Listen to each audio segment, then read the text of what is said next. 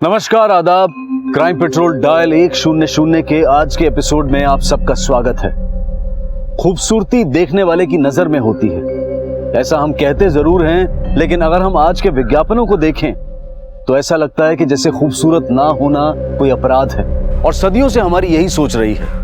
शादी के बाजार में तो सिर्फ गोरे रंग की ही डिमांड है, तभी तो बिकते हैं ब्यूटी प्रोडक्ट्स और उन्हें बेचते हैं सुंदर हसीन चेहरे। लेकिन हम ये भूल जाते हैं कि इन सपनों को बेचते बेचते कई बार हम जुर्म के दरवाजे भी खोल देते हैं।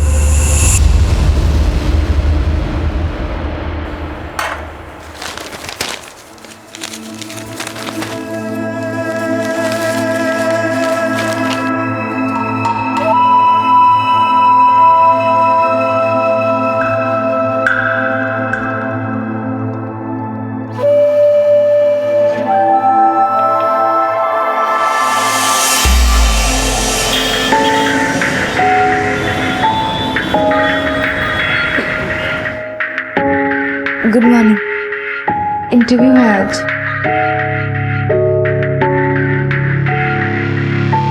ये फाइल क्या दिख रही है, उसको देखना। देख, कॉन्फिडेंस तो देख उसका। शक्ल देखी नहीं और इंटरव्यू के लिए आई है। सेल्स के इंटरव्यू के लिए आई है क्या? अरे बैकएंड के लिए आए होंगे, पूछ ले। एक्सक्यूज मी, सेल्स गर्ल या बैकएंड? सेल्स। वो क्या है ना, अभी तक अपनी जिंदगी बैकेट में जीती आई हूँ, पर अब सोचा कि सामने से भी दुनिया देख लूं। बहुत अच्छी सोच है आपकी। अरे हाँ हाँ हाँ जी, ठीक है ना। अरे सुनिए, मैं आपको बाद में फोन करता हूँ और फिर डिटेल में बात कर लेते हैं, ठीक है ना? कैसा रहा इंटरव्यू?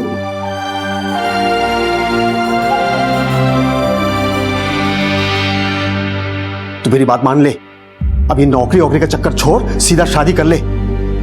मुझे एक और ना नहीं सुननी पापा। अरे ना नहीं है, ये देख शुरुआत से हाँ है। अब तू खुद ही पढ़ के देख ले। उन्हें छोटी और सावली लड़की ही चाहिए।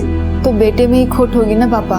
तू ना अपनी ये सोच, अगर इसी अकड़ में रही ना तो उम्र ढल जाएगी, 30-32 की हो जाएगी, फिर कौन करेगा तुझसे शादी? सुन, मैंने तय कर लिया है, रिश्ता अच्छा है, तेरी शादी यही होगी बस। मतलब आपको अच्छा लगता है ना पापा, मेरी बेइज्जती होती है बार बार? मुझे नहीं करनी है कोई शादी। तेरी शादी यही होगी बस, अब और कोई सवाल नहीं, ठीक है?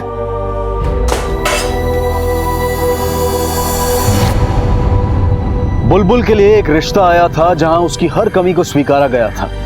क्या वो लोग वाकई दिल के बड़े थे या फिर इसके पीछे कोई ऐसी वजह थी जिसका किसी को कोई अंदाजा नहीं था?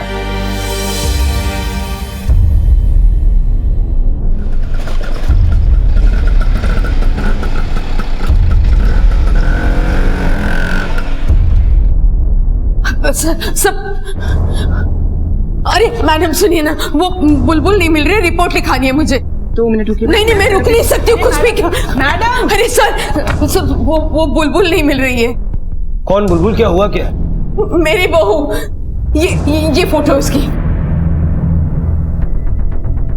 अच्छा आप 1 मिनट बैठिए, शांति से बात। शांति से बैठूंगी तो बेटा कुछ कर लेगा। बहू के चले जाने के बाद वो पागल हो गया है सर। चलिए जल्दी। बुलबुल को आखिरी बार कब देखा था आपने? कल रात को 10:30 बजे वो बाहर जा रही थी घर से। बहू कहाँ जा रही है तू अभी? माँ जी, सर थोड़ा भारी भारी लग रहा है, टहल कर आती हूँ। तबीयत ठीक है ना तेरी? हाँ माँ जी। ठीक है, जा। और सुन, ज्यादा दूर मत जाना और जल्दी वापस आ जा। हाँ? जी माँ जी। उसके बाद में जाके सो गई थी, कब आग लगी पता नहीं चला। सुबह उठ के देखा तो बुलबुल बुलबुल उठ गई। बेटा चल जरा चाय रख दे मेरे लिए। बुलबुल बुलबुल उठ ही नहीं लगता है अभी तक। बुलबुल, शरद उठ। क्या हुआ माँ? सोने दो हमें। अरे उठ ना, जल्दी उठ ना। बुलबुल कहाँ है? तो नहीं आई रात में। आपकी बहू रात भर घर नहीं आई और आपका बेटा आराम से सोता रहा। वो बुलबुल कई बार देर रात तक मेरे कमरे में रुकती थी, पैर दबाती थी मेरे, कभी कभी तो मेरे कमरे में ही सो जाती थी। शरद को लगा होगा कि शायद वो मेरे कमरे में सोई है। साली जी प्लीज पानी पीजिए, प्लीज पानी पीजिए। जीजा जी आप मुझे मर जाने देते ना, क्यों बचाया आपने? मैं नहीं रह सकता, मत सोचिए, मैं जी नहीं सकता उसकी। बुलबुल जी आ जाएंगे। स्वीटी जी प्लीज समझाइए ना, देखिए आप इतनी बड़े होकर बच्चों जैसी हरकत कर रहे हैं, कुछ नहीं हुआ है। बुलबुल जी कहीं गई होंगी, आ जाएंगी। प्लीज पानी पीजिए प्लीज। हाँ प्लीज। क्या ड्रामा लगा रखा है? सारा घर सर पे उठा रखा है। स्वीटी जी आप साले साहब का दर्द नहीं समझती। दर्द हुआ जब भाई बहन आपस में बात कर रहे हैं तो तुम बीच में अपना भोपू क्यों बजा रहे हो? उठ गया, जाओ जाके संभालो अपना डिपार्टमेंट।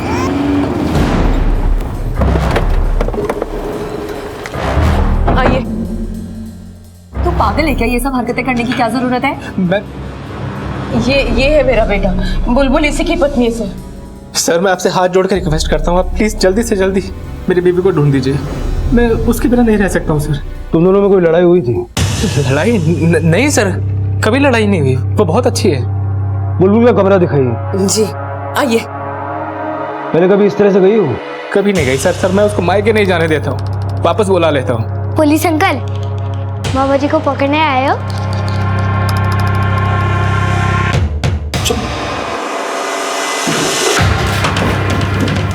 इसकी चाबी दीजिए। ये लीजिए। सर कल रात को जब बुलबुल टहलने गई थी तो उस समय मैं अपना नेल पेंट हटा रही थी और उसके बाद मैं सोने चली गई। वो एक्चुअली टाइम पे सोना पड़ता है ना, मैं थोड़ी हेल्थ कॉन्शियस हूँ, वरना डार्क सर्कल्स आ जाते हैं। और आप? सर मैं इनका जीजा हूँ, मतलब स्वीटी जी मेरी पत्नी है। तो आपको कब पता चला कि बुलबुल घर पर नहीं है? सर सुबह सुबह मम्मी जी की आवाज़ सुनकर मेरी नींद खुल गई थी। चोरी हुई है। अरे गहने नहीं है इसमें, कौन चुरा के लेके गया? सब बुलबुल के गहने थे इसमें, और मेरी बहू और उसके गहनों को लेकर चला गया सर। ऐसा भी तो हो सकता है कि बुलबुल खुद अपने गहने लेकर गई। नहीं सर, बुलबुल ऐसा नहीं कर सकती, मैं अच्छी तरह से जानती हूँ अपनी बहू को। और कुछ गायब हुआ है? मेरा मतलब है बुलबुल के कपड़े या बैग या कोई और सामान। नहीं सर, बाकी सब तो है, सिर्फ गहने नहीं है। उसका किसी से कोई झगड़ा या कोई अनबन थी? शादी से पहले उसका किसी से कोई अफेयर रहा हो? सर ये कैसी बातें कर रहे हैं आप? मैंने आपसे कहा ना, हम दोनों एक दूसरे से बहुत प्यार करते थे, किसी से अफेयर नहीं है उसका कोई। आपने अपनी बहू के माँ बाप को इन्फॉर्म किया? नहीं, मैं इतना घबरा गई थी कि याद नहीं रहा कि फोन करूं। कहीं वो अपनी मायके तो नहीं चली गई? मैं फोन करके पूछ। नहीं, अब आप फोन मत कीजिए, चोरी का मामला है। अगर वो अपने मायके गई है तो हमें उसे अलर्ट नहीं करना है।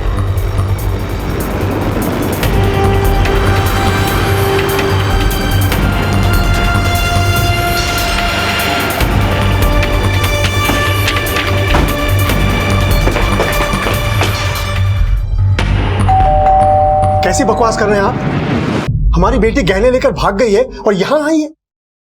बुलबुल कल रात से घर नहीं लौटी है, यहाँ आई भी हो सकती है। हमें आपके घर की तलाशी लेनी है। हाँ हाँ ठीक है, बक्से सिंदूक सब छान लीजिए, चाहे तो बोले पैंट शर्ट का पॉकेट भी। विजय। सर। इंस्पेक्टर साहब, हमारी बेटी बुलबुल कल रात से घर नहीं लौटी, इस बारे में तो हमें कुछ नहीं पता। आपकी बेटी अपने ससुराल में खुश थी? बिल्कुल खुश थी सर। अरे उसके ससुराल वाले उसे बहुत प्यार से रखते थे। अरे ये क्या कर रही है तू? अरे माँ करने दीजिए ना। छोड़िए सर, मायके आई है ना, आराम कर, छोड़। हाँ, ससुराल में माँ जी कोई भी काम नहीं करने देती हैं, मतलब घर का काम करने के लिए तो तरस गई हूँ मैं। अच्छा, इस सास से मेरी शिकायत करेगी कि माँ काम करवाती है। छोड़िए सब। माँ, मैं जानती हूँ एक बात, मैं शादी नहीं करना चाहती थी, पर अब लगता है कि आप लोगों ने जो भी किया ना, मेरे अच्छे के लिए किया। ससुराल वाली तो कोई फीलिंग ही नहीं होती माँ वहाँ पे। आ गया फोन दामाद जी का, जा।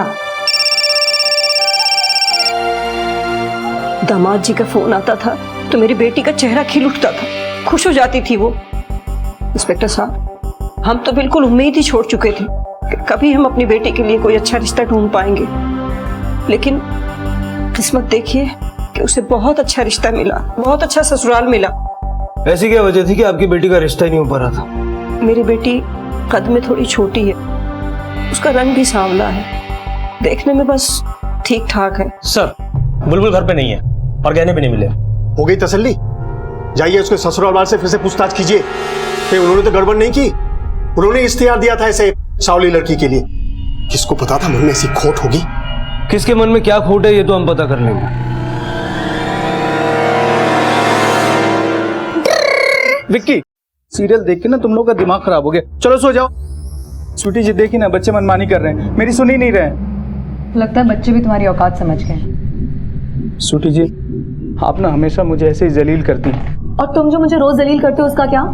कोई काम धाम तो तुम्हें है नहीं, सारा दिन मेरी माँ और भाई के पीछे भागते हो, और उनके नहीं तो मेरे पीछे भागते हो। चुप हो जाओ तुम दोनों, सो जाओ। ये सारे पेपर्स कोर्ट में सबमिट कर दो। Okay sir. सर, बुलबुल के कॉल रिकॉर्ड्स आ गए हैं। उसका फोन रात 11:30 बजे स्विच ऑफ हो गया था, गाजीपुर पार्क में। गाजीपुर? इतनी रात को इतनी सुनसान जगह क्या करने गई थी? चलो लोकेशन पे जाके देखते हैं।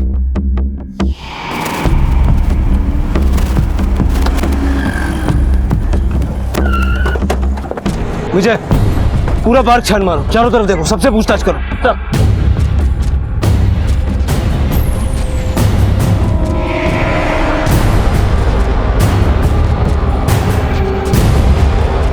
सर, यहां कुछ है, यहां आइए। सर ये देखिए।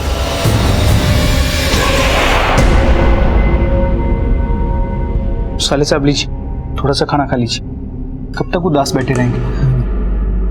आपको खाना खिला के रहूंगा, लीजिए। जीजा जी मत जिद कीजिए, मना किया ना मैंने नहीं खाना। लेके जाइए खाना यहाँ से। थोड़ा तो खाना खा लीजिए। मम्मी जी देखिए, खाना नहीं खा रहे हैं, समझाइए आप। दीजिए, जरा फोन देखिए किसका है। जी मम्मी जी। नहीं खाना है ना खाना, मत खा। मैं भी देखती हूँ कितने दिन भूखा रहेगा तू बहू के लिए। रहूंगा माँ, भूखा रहूंगा बुलबुल के लिए, क्योंकि सच्चा प्यार किया है मैंने उससे। मम्मी जी, पुलिस स्टेशन से कॉल आया है, उनको कोई लाश मिली है, फौरन थाने बुलाया है।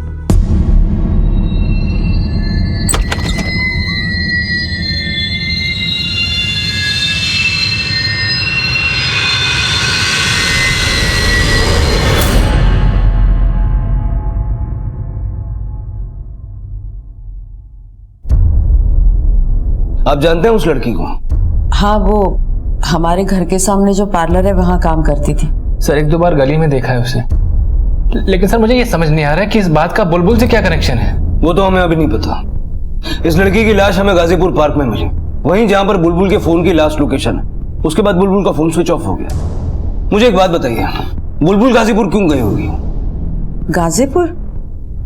पर उस दिन जब रात को वो घर से निकली थी तो कह रही थी सर दर्द कर रहा है, टहल के आती हूँ, और कुछ नहीं बताया था उसने। बुलबुल जानती थी इस लड़की को? नहीं, वैसे पार्लर की लड़कियों से ज्यादा बोलचाल नहीं थी उसकी। क्या नाम है पार्लर का जहाँ ये लड़की काम करती थी? क्या तुम बता सकती हो कि नैन्सी गाजीपुर के पार्क में क्या करने गई थी? सर, नैन्सी अक्सर वहाँ जाया करती थी, रात में वहाँ ज्यादा लोग नहीं होते थे और उसे पार्क में अकेले बैठना बहुत अच्छा लगता था। लेकिन इस एरिया में भी तो काफी सारे पार्क्स हैं, फिर वहीं क्यों? सर, बस कभी पूछ लो तो बोलती थी कि बस पार्क में उसे अकेले बैठे रहना अच्छा लगता है। नैन्सी के बारे में कुछ और बता सकती हो? मेरा मतलब है उसका परिवार या रिलेटिव्स जो कोई यहाँ रहता हो। ऐसे तो हम लोग नेपाल के हैं साहब, लेकिन आजमगढ़ में आकर काम करते कई साल हो गए। फिर नैन्सी दिल्ली में आ गई और ब्यूटी पार्लर का काम करने लगी। हमारी एकलौती सहारा थी साहब, ऐसे कैसे हो गया हमारे साथ? बहुत अच्छी बेटी थी साहब, बहुत अच्छी बेटी थी। सर, नैन्सी बहुत अच्छी लड़की थी सर, मगर मैं बताती हूँ सर। वैसे तो नैन्सी बहुत अच्छी लड़की थी, लेकिन थोड़ा चक्करों में पड़ी हुई थी। कैसे चक्कर? पता नहीं सर, हमेशा फोन पे लगी रहती थी, या तो फिर शाम को कहीं घूमने चली जाती थी। सर, नैन्सी ऐसी वैसी लड़की नहीं थी, वो दिल की बहुत अच्छी थी सर। वो देखने में सुंदर थी ना, तभी मोहल्ले के सारे लड़के उसके पीछे पड़े रहते थे। और नैन्सी का बुलबुल से क्या कनेक्शन था? बुलबुल, ये नाम तो हमने पहली बार सुना है। सर बुलबुल आती थी यहाँ पे पार्लर में कभी कभी, एक दिन तो अपनी ननद के साथ भी आई थी यहाँ पे, और वो नैन्सी को तो बहुत अच्छे से ट्रीट करते थे। एक दिन जब नैन्सी रो रही थी ना सर, तो बुलबुल ने इसे बहुत अच्छे से समझाया, और जब तक समझाया जब तक वो चुप नहीं हुई। पर नैन्सी भी ना पता नहीं आजकल क्यों परेशान रहती थी वो। नैन्सी के कलीग ने हमें बताया कि नैन्सी कुछ दिनों से परेशान चल रही थी। क्या परेशानी थी उसे? इसके बारे में हमें कुछ नहीं पता साहब। लेकिन कल रात में नैन्सी का फोन आया था साहब। क्या कहा उसने? कुछ बताया क्या परेशानी उसे? कह रही थी कि हमारी बहुत याद आ रही थी और उसे बड़ा शहर नहीं अच्छा लग रहा था साहब। इससे ज्यादा कुछ नहीं बोली, कुछ नहीं कहा साहब। सर बुलबुल का गाजीपुर पार्क में होना और नैन्सी की लाश का गाजीपुर पार्क से मिलना, दोनों कड़ी आपस में मिलती हैं सर। पोस्टमार्टम की रिपोर्ट के हिसाब से नैन्सी का खून 12 बजे हुआ और उसी लोकेशन पर बुलबुल का फोन ठीक आधे घंटे पहले ऑफ हुआ। लेकिन सर दोनों के बीच में क्या कनेक्शन हो सकता है? विजय, उस पार्लर के ओनर के मुताबिक नैन्सी हमेशा फोन पे लगी रहती थी। हो सकता है किसी लड़के से प्यार हो गया हो सकता है कि वो उससे मिलने गई हो, पार्क में उसका झगड़ा हुआ हो और उस झगड़े में उस लड़के ने नैन्सी को मार दिया। लेकिन सर बुलबुल वो वहां पर क्यों थी? बुलबुल का गहने लेकर गायब हो जाना और उसी स्पॉट पर मौजूद होना जहां पर एक मर्डर हुआ है, इससे इतना तो तय हो जाता है कि बुलबुल का गायब होना और नैन्सी का मर्डर केस, इन दोनों में आपस में कुछ ना कुछ कनेक्शन तो है। हो सकता है ये बुलबुल ने किया हो। नैन्सी के कॉल रिकॉर्ड निकालो, शायद कोई क्लू मिले। सर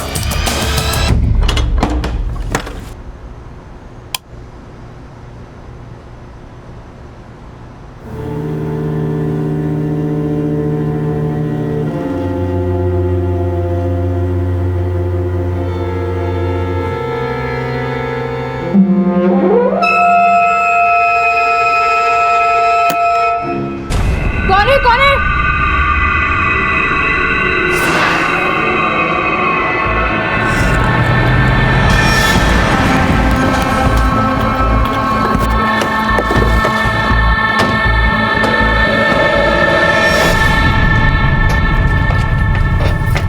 पता नहीं सर वो कौन था, अंदर रूम में कैसे आया? वो अचानक से रूम से बाहर निकल के भागा सर। फोर्स एंट्री के कोई निशान नहीं है यहाँ पर। इसका मतलब ये जो कोई भी है उसके पास तुम्हारे कमरे की डुप्लीकेट चाबी है। तुमने या नैन्सी ने कभी किसी को चाबी दी थी? नहीं सर। आपने दी थी? सर एक चाबी थी मेरे पास, तो मैं इनको दे दिया। ये आदमी था या औरत? Sir I am so sorry, लेकिन ये सब इतनी तेजी से हो गया मुझे पता ही नहीं चला कि कौन था सर। सर क्या था इस कमरे में जो ढूंढने के लिए वो आया था? तो नैन्सी के मर्डर से रिलेटेड तो कुछ नहीं था। मुझे एक काम करो, सारा कमरा अच्छे से चेक करो। सर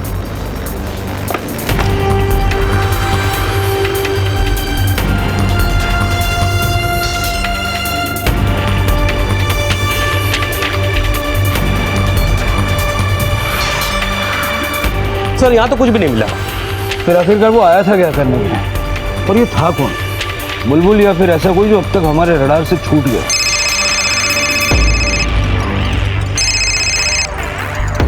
हेलो, ठीक है सर। नैन्सी के कॉल रिकॉर्ड्स आ गए। वो किसी एक नंबर से लगातार टच में थी, किसी पुष्कर देसाई के नंबर रजिस्टर्ड है। ये कौन? सर हमारी टीम ने वो भी पता किया है, ये बुलबुल का जेठ है।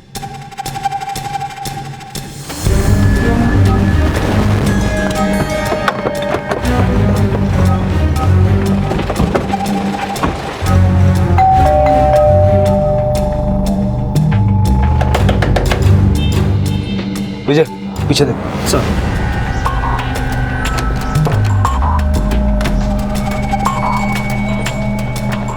सर पीछे तो लॉक है। इनकी बहू मिसिंग है और इन्हें कुछ पड़ी नहीं है। पूरा परिवार घर लॉक करके बाहर है। कहाँ गए ये लोग? आप पता नहीं सर, कुछ इमरजेंसी आ गई थी शायद हॉस्पिटल गए।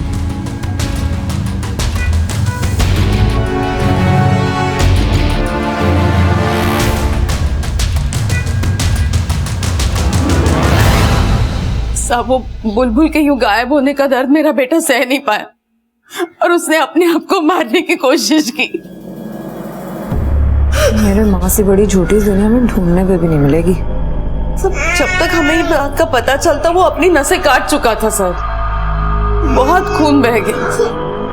उसने तो पहले से खाना पीना छोड़ के रखा है। अगर बुलबुल नहीं मिली तो पता नहीं क्या होगा मेरे बेटे का।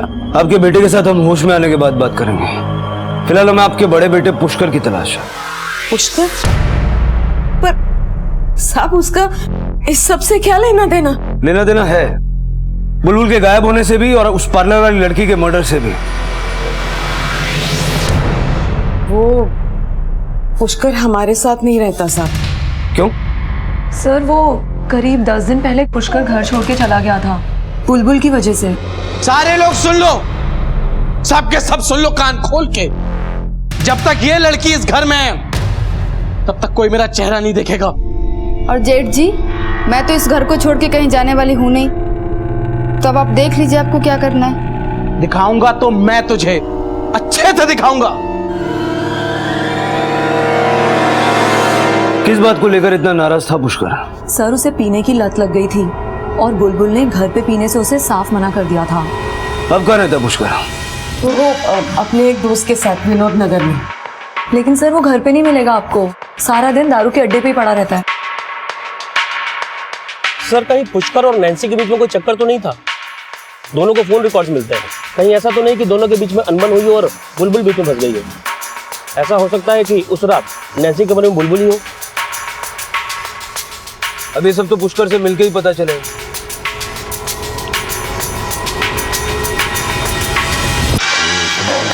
पुष्कर तेरा ही नाम है? मेरे बाप ने तो यही रखा है। आपको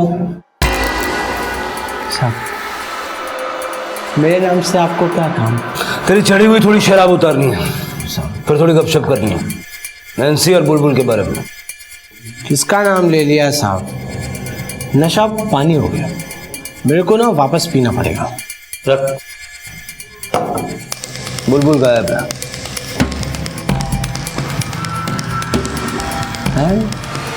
अच्छा हुआ, अब मैं आराम से घर जा सकता हूँ साहब।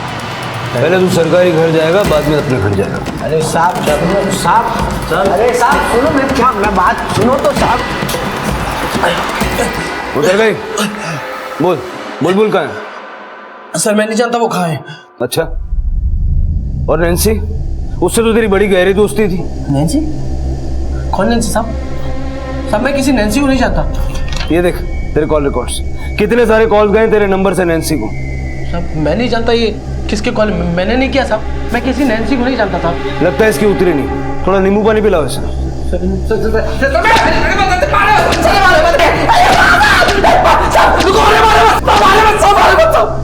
मैं नहीं जानता साहब कि मेरे फोन से उसको कॉल कैसे गया साहब।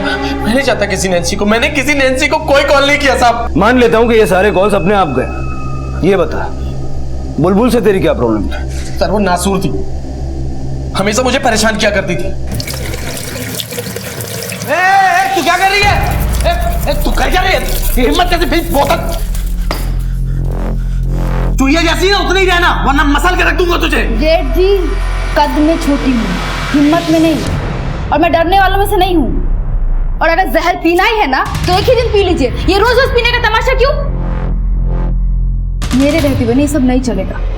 साहब मुझे शराब की लत है और वो मुझसे नहीं छूट सकती साहब, मैं बहुत आगे निकल चुका हूँ। साहब मैं एक सच बताता हूँ, बुलबुल को और किसी भी नैन्सी को मैंने कुछ भी नहीं किया साहब, कुछ भी नहीं किया।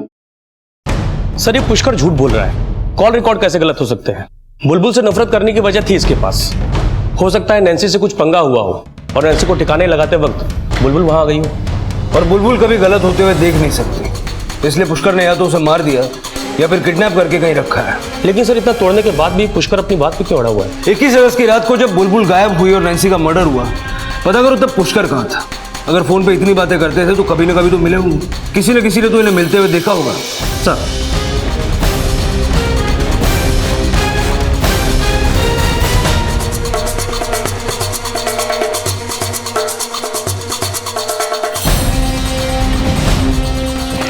सर हमने सब जगह देखा, नैन्सी के जानने वालों से और नैन्सी के आस पड़ोस के लोगों से, किसी ने भी नैन्सी के साथ पुष्कर को नहीं देखा।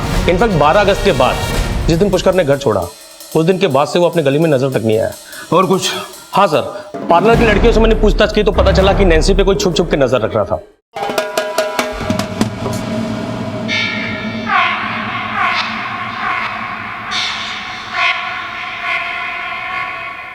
कुछ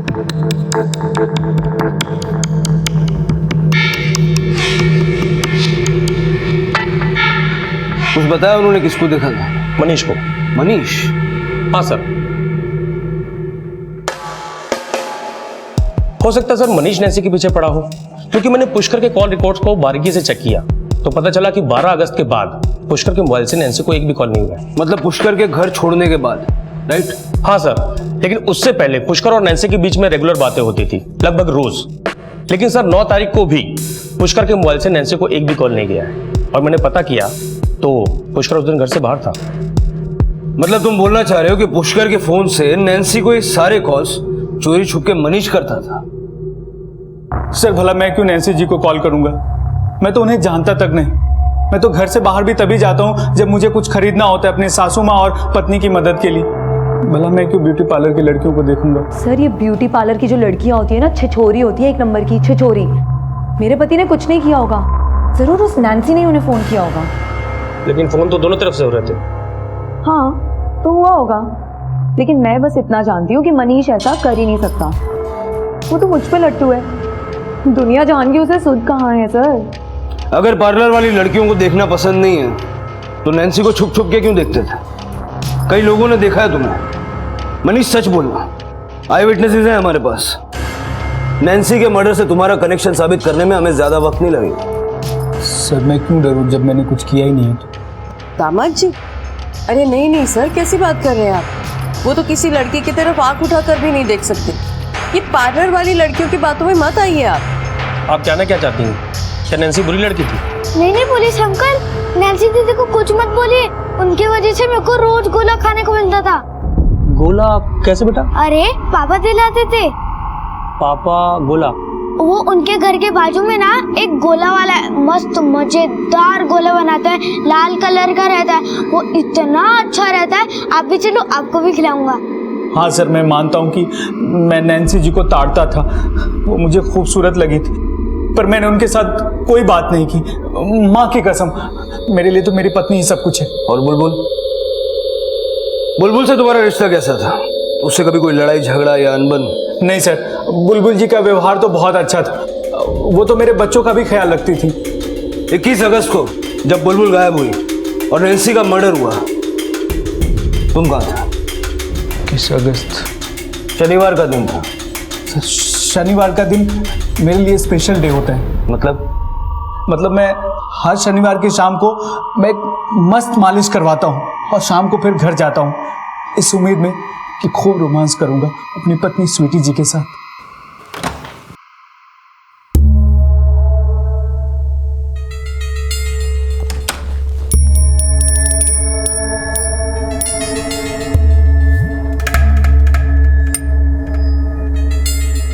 क्या है?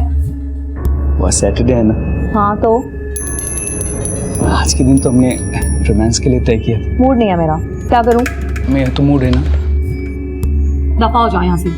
पहले 3 बच्चे दे रखे हैं, मेरी कमर का कमरा बन चुका है, सारा दिन डाइटिंग करती हूँ और सिर्फ इनके पीछे भागती हूँ।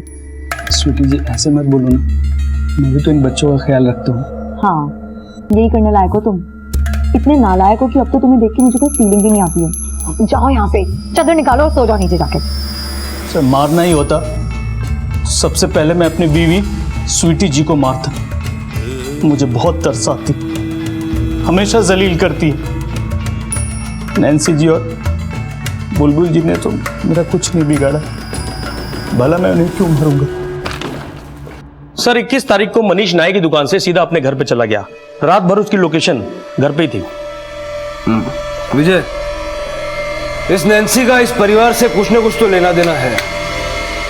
अगर पुष्कर और मनीष ये दोनों आदमी नहीं है तो फिर कौन हो सकता है? सर अब तो शरद ही बचता है, क्योंकि शरद दिखने में भी ठीक ठाक है और बुलबुल कुछ खास नहीं। हो सकता है शरद ही नैन्सी के साथ। बाथरूम में तुम्हारे कपड़े रखे, जल्दी चेंज करो, हम लोग घर जाते हैं। डॉक्टर से हमें पता चला कि तुम्हें घर जाने की इजाजत मिल गई है, लेकिन उससे पहले कुछ बातें करनी है। तुम्हारा और नैन्सी का क्या चल रहा था? मेरा और नैन्सी का? ये कैसी बातें कर रहे हैं सर आप मुझ पे शक कर रहे हैं? बुलबुल के लिए मैंने अपनी जान देने की कोशिश की है सर। सुसाइड अटेम्प्ट भी कानूनन जुर्म होता है, इसके लिए भी तुम्हें सजा मिल सकती है। खैर मैं जानता हूँ ये सब तुम्हारा नाटक है। नाटक? मैं नाटक क्यों करूंगा सर? मुझे अपने लिए बुलबुल जैसी ही पत्नी चाहिए थी। बिल्कुल सही कह रहा है मेरा बेटा, हमें बुलबुल जैसी बहू चाहिए थी। मैंने ही रिश्ता किया था इसका बुलबुल से, और अखबार में ऐड भी मैंने ही दी थी। क्यों? आपका बेटा तो दिखने में अच्छा खासा है, फिर आपको बुलबुल जैसी बहू क्यों चाहिए थी? वो मेरा बड़ा बेटा पुष्कर, उसकी वजह से। सब मेरा पुष्कर हमेशा से ऐसा नहीं था, लायक बेटा था मेरा, लेकिन एक गलत लड़की से शादी करके अपनी जिंदगी बर्बाद कर दी उसने। उस लड़की की खूबसूरती ने हमें मानो फांस लिया था, और वो गोरी चिट्टी लड़की मेरे बेटे की जिंदगी बर्बाद करके किसी और के साथ भाग गई। बहुत बड़ा सबक सिखा गई वो हम सबको। और तब मैंने तय किया कि अपने शरद की शादी मैं किसी सीधी सादी साधारण दिखने वाली लड़की से करूंगी। शरद को भी मेरा फैसला मंजूर था। शरद ने अपने बड़े भाई की हालत देखी थी और इसीलिए बुलबुल से इसकी शादी की थी। सर कहीं ऐसा तो नहीं कि शादी शरद की मर्जी से नहीं हुई थी?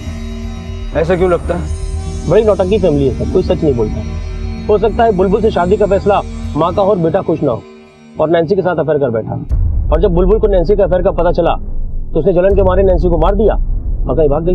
विजय, मुझे एक थियरी बहुत खींची खींची लगती है, क्योंकि अब तक हमारे पास इसका कोई प्रूफ नहीं है। जिस रात नैन्सी का खून हुआ उस रात शरद के मोबाइल का लोकेशन उसके घर का ही था। सर हो सकता है वो अपने भाई पुष्कर का फोन यूज कर रहा हो, क्योंकि वो तो शराब पीने में डूबा रहता है और उसे क्या पता कौन उसके फोन के साथ क्या कर रहा है। और सर पुष्कर के फोन से नैन्सी को फोन और मैसेजिंग दोनों हुए, और अगर पुष्कर सच बोल रहा है तो फिर इसके पीछे किसका हाथ होगा?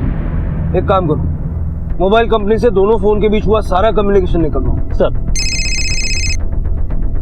हेलो, ठीक है सर। विक्की, स्वीटी और मनीष का बेटा, उसको किसी ने उठा लिया, वो गायब है। सर मैं हर रोज की तरह 2 बजे स्कूल गया था विक्की को लेने, लेकिन वो था ही नहीं वहां पे। सर मैंने उसे हर जगह ढूंढा लेकिन वो कहीं नहीं मिला।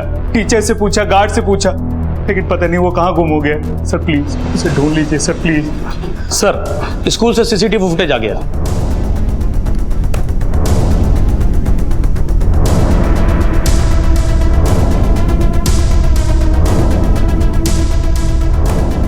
विकी इस बुरखे वाली औरत के साथ गया।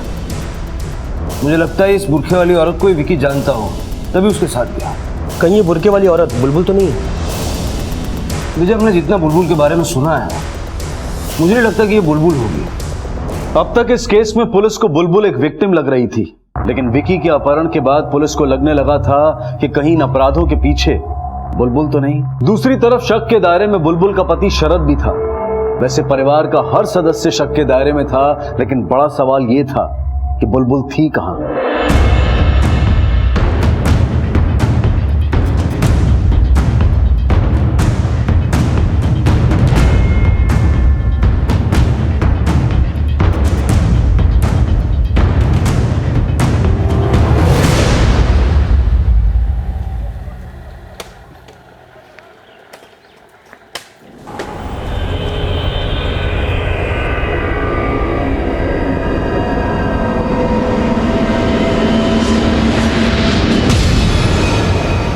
यहाँ के लोकल पुलिस स्टेशन से पीएसआई विकास जैन का फोन आया था। उन्हें एक डेड बॉडी मिली है जो बुलबुल की फोटो से मैच करती। मैंने शिनाख्त की तो बॉडी बुलबुल की है सर, ये देखिए। बॉडी पे कहीं चोट के निशान भी नहीं है, एक्सेप्ट ये स्ट्रैंगुलेशन मार्क्स। लगता है इसे गला घोंट के मार दिया गया। बॉडी को पोस्टमार्टम के लिए भेजो।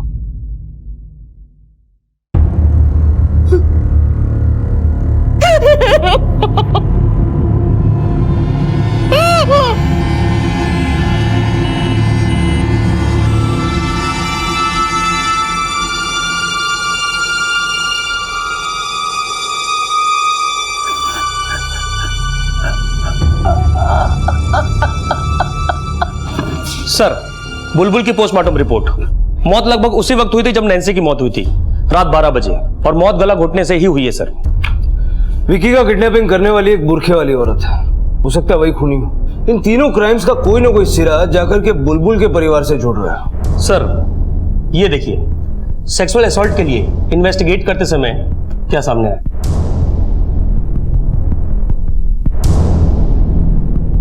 तुम अपनी बीवी से बहुत प्यार करते थे, लेकिन शादी के 6 महीने बाद भी तुम्हारे उससे शारीरिक संबंध नहीं थे। ऐसा क्यों? मेडिकल रिपोर्ट के हिसाब से वो वर्जिन है। तो उससे क्या साबित होता है सर? लेकिन जो मैं अब सुनाने जा रहा हूँ उसको जरा गौर से सुनना। नैन्सी, तुम्हें पता है बहुत मिस करता हूँ तुम्हें। फिर कब मिलोगी? याद आया या और याद दिलाएं? सर मैं करता था मैसेज, सर मैसेज करता था, कॉल भी करता था उसको।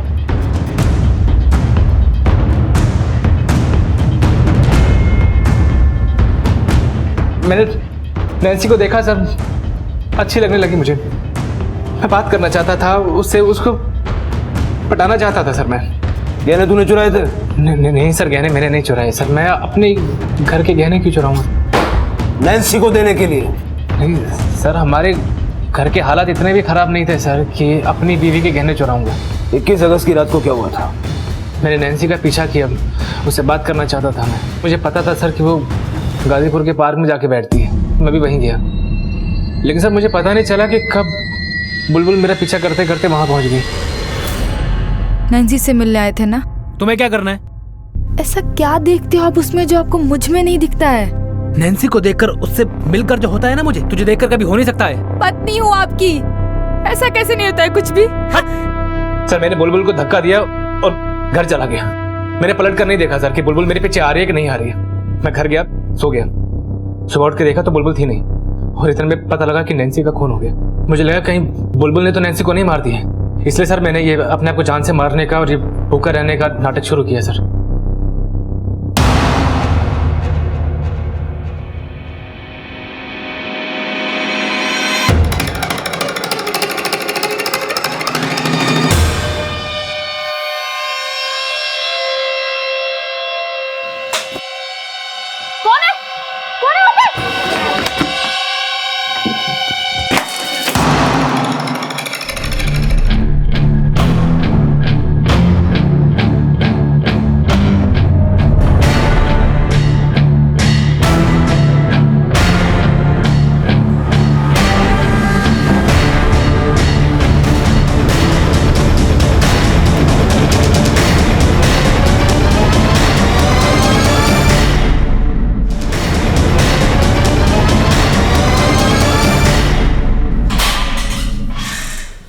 अपनी बहन के कमरे में चोरी छुपे क्यों घुसा था?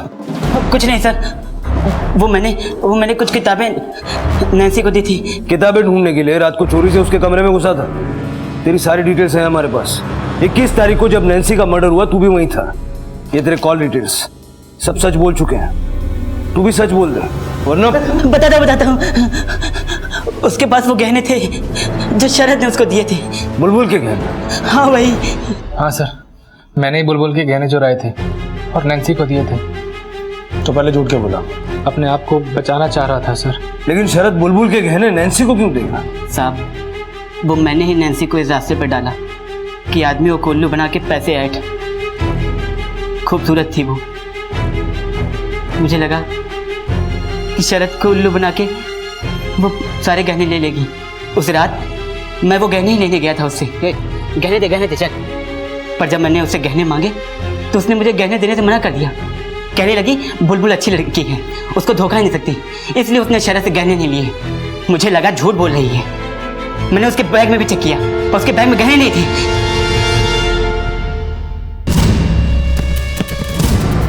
लेकिन फिर तू चोरी छिपे नैन्सी के कमरे में घुसा क्यों? सर, नैन्सी दिम्मी के साथ उसी घर में रहती थी। मुझे लगा कि नैन्सी ने घर में ही गहने छुपा के रखे हैं, इसीलिए वहां जाता था।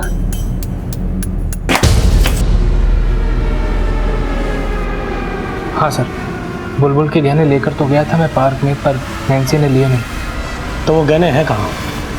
मैंने छुपा दिए।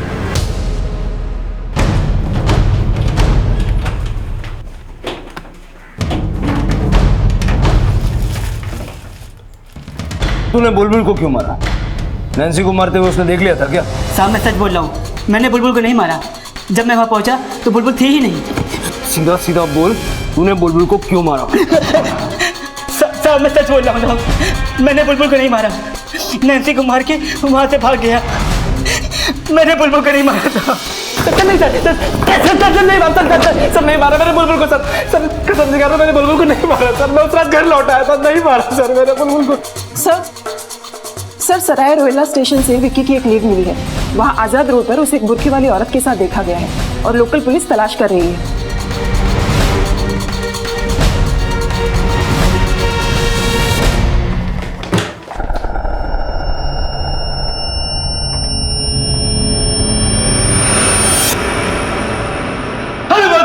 जोड़ दीजिए सर। मनीष जी, अपने एक बेटे की किडनैपिंग सीधा सीधा बताओ। बता रहा हूँ सर, विक्की ने मुझे बुलबुल जी के साथ पहले भी 1-2 बार बात करते हुए देख लिया था सर। विक्की की आदत थी कि अगर वो कुछ भी देख लेता था तो वो किसी के सामने भी बता देता था सर। मैं डर गया था कि अगर इन्वेस्टिगेशन के दौरान उसने आप लोगों को सब कुछ बता दिया तो आप लोगों का शक मुझ पर जाएगा। और बुलबुल, उसके साथ क्या किया तूने? कुछ नहीं किया सर। दरअसल मेरी पत्नी अपने पास मुझे पटकने नहीं देती थी और बुलबुल जी का पति भी उसे बहुत धुतकारता था। मुझे लगा कि बुलबुल जी को पटा लेता हूँ तो एक दूसरे के साथ खुश रहेंगे। सर जी, जब मैं उस रात दरवाजा बंद करने के लिए गया तो मैंने बुलबुल जी को जाते हुए देखा। मुझे लगा कि ये सही मौका है, अकेले में मैं अपने दिल की बात उन्हें बता दूंगा। बुलबुल जी, आप ठीक तो है ना?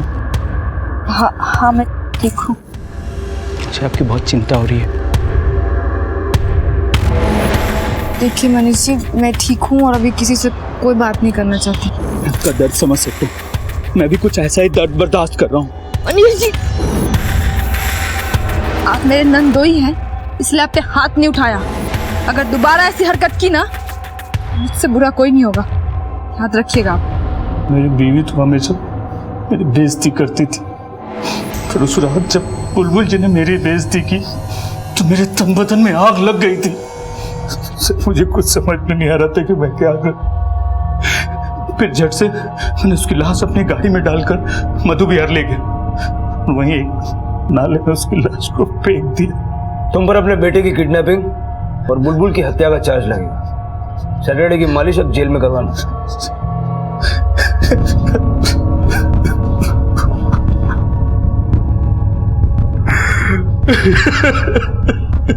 कहते हैं कि खूबसूरती सिर्फ चेहरे में ही नहीं, नीयत में भी होनी चाहिए। जिस इंसान की नीयत बदसूरत होती है वो इंसान बदसूरत ही होता है। फिर चाहे उसके चेहरे का रंग कुछ भी हो, दिल काला ही होता है। नैन नक्श चाहे कितने भी अच्छे क्यों ना हो, पर मन हमेशा गंदा ही होता है। और अगर ये बात बुलबुल की सास समझ जाती तो शायद बुलबुल और नैन्सी की जान बच सकती थी। हमारे देश में आज भी खूबसूरती को सिर्फ चेहरे से जोड़ा जाता है। ये बेहद जरूरी है कि हम अपने बच्चों को, अपनी आने वाली पीढ़ी को खूबसूरती को परखना सिखाएं। इंसान की सोच, उसके विवेक, उसके अंदरूनी अच्छाइयों को पहचानना सिखाएं। शायद तभी ये सोच मिट सकेगी। नमस्कार, आदाब। क्राइम पेट्रोल डायल 100 में आप सबका स्वागत है। कहते हैं कि अभाव में खुशहाली के सपने जरूर देखने चाहिए। संघर्ष आसान हो जाता है और रिश्तों का ताना बाना इस तरह बुनना चाहिए कि हम एक दूसरे की उम्मीदों पर हमेशा खरे उतरे। लेकिन अगर संघर्ष जीवन भर का हो और सपने हकीकत से दूर होने लगे तो क्या फिर भी हमें अपने सबसे करीबी रिश्तों का दामन पकड़े रहना चाहिए?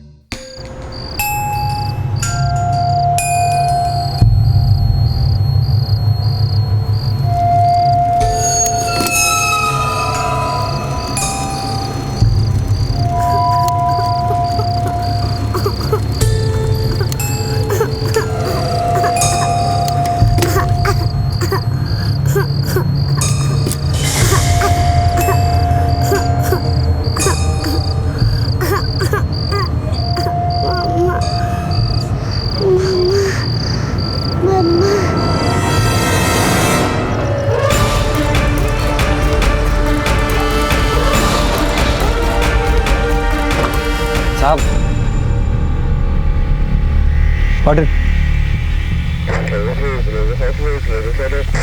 Sir.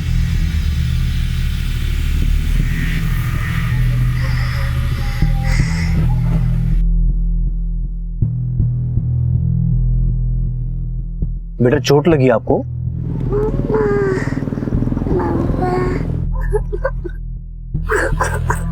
कमले, एक्सीडेंट तो नहीं लगता, ये मामला कुछ और है। आसपास सर्च करो। सर। बेटा डरो मत, हम आपको आपकी मम्मा के पास लेके जाएंगे। ये केस सिर्फ करुणा की गुमशुदा बेटी का नहीं था। क्राइम के कई और एंगल इस केस से जुड़ने वाले थे जिनका संबंध करुणा से ही था। ये घटना भले ही मौजूदा वक्त की थी, लेकिन इसकी पृष्ठभूमि पर करुणा की जिंदगी के पिछले 10 सालों का रंग था।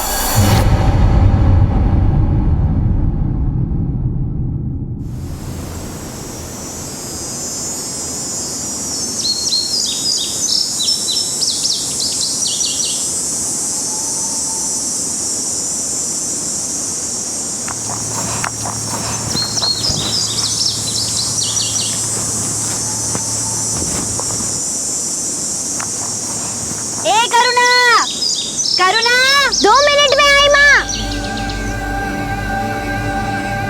ए मेटा हूं ना, चूल्हे से रोटी उतरी नहीं कि लेकर गुल।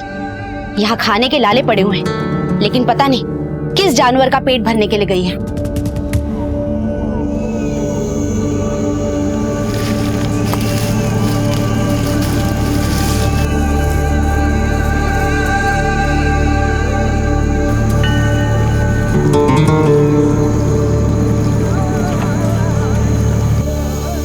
क्या कर रही है करुणा? दादा मैंने ना रोटी बोई है और थोड़े दिनों में रोटी का झाड़ भी उग जाएगा, फिर उसमें बहुत सारी रोटी होगी। फिर ना माँ दुखी और ना पापा, हम पेट भर के खाएंगे और सोएंगे। इतना भी भोलापन अच्छा नहीं होता करुणा। क्या हुआ दादा, मैंने कुछ गलत बोला क्या? भूखा इंसान ना अक्सर ऐसी गलती कर बैठता। भूख इंसान से कुछ भी करवा सकती है, लेकिन अगर भूख पैसों की हो तो पेट कभी नहीं भरता। अभाव में खुशहाली के सपने देखना कोई बुरी बात नहीं, लेकिन हालात सुधारने के लिए बुरे बन जाना यह गलत है। करुणा का बचपन सही और गलत के ऐसे कई सवालों की भेंट चढ़ने वाला था, जिसका असर उसकी जिंदगी पर 10 साल के बाद भी ज्यों का त्यों था। लेकिन इस असर का करुणा की बेटी पर क्या असर पड़ रहा था, इसका खुलासा होना अभी बाकी था।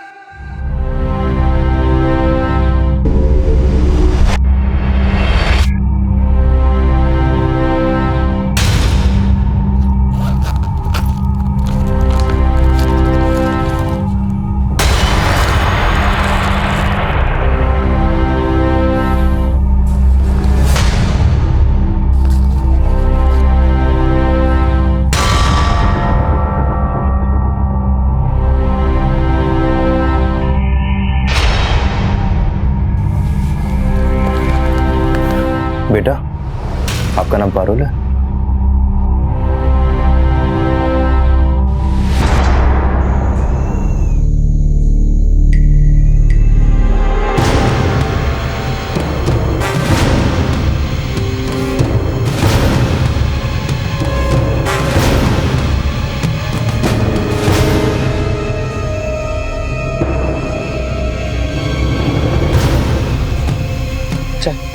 क्या हुआ दादा?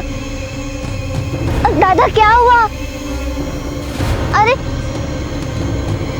भवेक, भवेक, कहाँ मर गया कमीने? अरे क्या हुआ, क्यों अपनी औलाद को गाली दे रहे हो? आधे घंटे से खेत में खड़ा हूँ, प्रैक्टिस के लिए क्यों नहीं भेजा उसको? बड़ा उससे फुटबॉल प्रैक्टिस करा के उसका फुटबॉल का खिलाड़ी बनाओगे, अपने लिए तो कुछ कर नहीं पाए, उसके लिए क्या बाहर तोड़ोगे? साली, कितनी बार बोला तेरे को मेरे से जबान नहीं लड़ाने का? अपने परिवार के लिए 2 वक्त की रोटी नहीं कमा सकते और आकर जमींदारों जैसी। नहीं दादा, मुझसे नहीं होगा। करुणा भूल जा, मैं तेरा दादा, फिर सब होगा। नहीं नहीं दादा, मुझसे नहीं होगा। मैं ही अभागा था। मेरे पापा ने मुझे फुटबॉलर बनने के लिए प्रोत्साहित नहीं किया, लेकिन मैं अपने बच्चे को फुटबॉलर बनाना चाहता हूँ। और तू माँ हो के ये भी नहीं चाहती कि तेरे बेटे का देश भर में नाम हो? जो खुद ही अभागा हो, वो किसी की किस्मत क्या बदलेगा? कुछ नहीं बदलने वाला। तू हमें जिंदगी भर ऐसे ही भूखा मारेगा। मेरी टांग तोड़ दे करुणा, मार मुझे, मार करुणा, मार मुझे, हो जाएगा तुझसे, मार। मुझे नहीं होगा करुणा, हो जाएगा तुझसे, मार मुझे। मेरी टांग तोड़ दे। अगर तू मुझे नहीं मारेगा ना, मैं ट्रेन के आगे अपनी जान दे दूंगा। मार मुझे करुणा, मार, मार मुझे, मार, मार मुझे करुणा, मेरी टांग तोड़ दे। सर, बच्ची के बैग से ऐसा कोई लीड नहीं मिला जिससे पता चल सके कि वो कहाँ रहती है, और ना ही उसको कोई चोट लगी है। सिर्फ उसके कपड़ों में खून लगा था सर। अगर वो खून उस बच्ची का नहीं है तो उसके कपड़ों पे कैसे आया? कहीं ऐसा तो नहीं कामले, जहां वो बच्ची मिली थी उसके आसपास कोई कांड हुआ हो? सर कहीं ऐसा तो नहीं कि वो ब्लड उसकी माँ का हो? हाँ बोल छिड़के।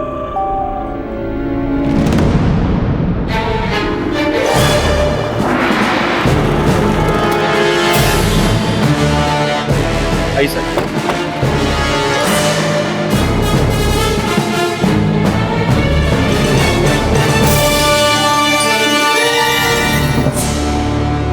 सर ये तो किन्नर लग रहा है। ये जगह उस जगह से ज्यादा दूर नहीं है जहां वो बच्ची मिली थी। मुझे लगता है इसकी मौत और बच्ची में कोई ना कोई लिंक तो है। इसकी बॉडी पोस्टमार्टम के लिए भिजवाओ और पता करो कि जो ब्लड बच्ची के कपड़ों पर मिला था वो इसके ब्लड से मैच करता है क्या? सर जो ब्लड बच्ची के कपड़ों से मिला वो उस किन्नर के ब्लड सैंपल से मैच करता है। मतलब हमारा अंदाजा सही था, उस किन्नर का बच्ची की गुमशुदगी से कोई ना कोई लिंक जरूर है।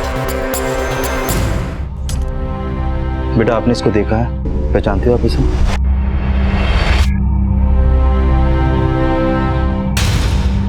अरे अरे अरे डरो नहीं, अरे अच्छा कुछ नहीं पूछते, इधर आओ, हमारे पास बैठो। मम्मा पास जाना है ना आपको, हम आपको ले जाएंगे मम्मा पास। किशोरी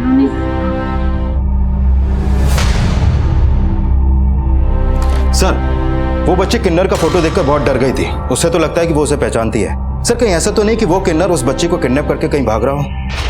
अगर वो किन्नर बच्ची को किडनैप करके ले जा रहा था तो उसका मर्डर कैसे हुआ? किसने किया? नहीं कामले, ये चक्कर कुछ और है। पता करो उस बच्ची की कहीं कोई मिसिंग कंप्लेंट दर्ज हुई है और उस किन्नर की आइडेंटिटी पता करो, वसई के आसपास जहां ये किन्नर समुदाय रहते हैं। मुझे लगता है हमें क्राइम सीन को एक बार फिर से स्कैन करना चाहिए। पॉसिबिलिटी है कि मर्डर उसी एरिया में हुआ है। दादा आराम से, आराम से दादा।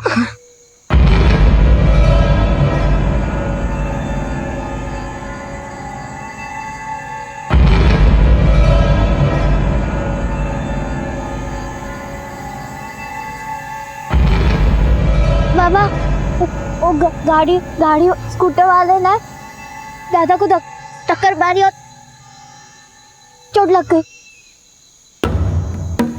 अपनी बहन से झूठ बुलवाता है। एक नाकाम पिता अपनी बच्चों की कामयाबी के सपने तो देखता था, लेकिन उससे ये हकीकत बर्दाश्त नहीं हुई कि उसका अपना बेटा अपनी जिंदगी अपने तरीके से जीना चाहता था। करुणा के पिता, भाई, माँ सबकी अपनी अपनी चाह थी, उम्मीदें थी, लेकिन कोई भी कभी एक दूसरे का पूरक नहीं बन पाया। और जब हताशा हिंसक रवैया अपना ले तो भविष्य पतन की राह पर होता है।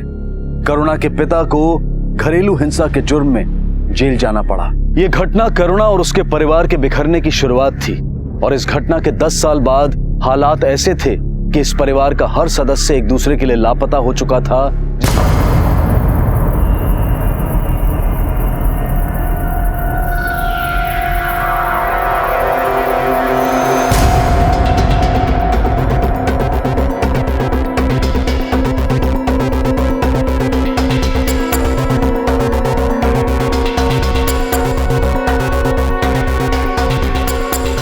कामले,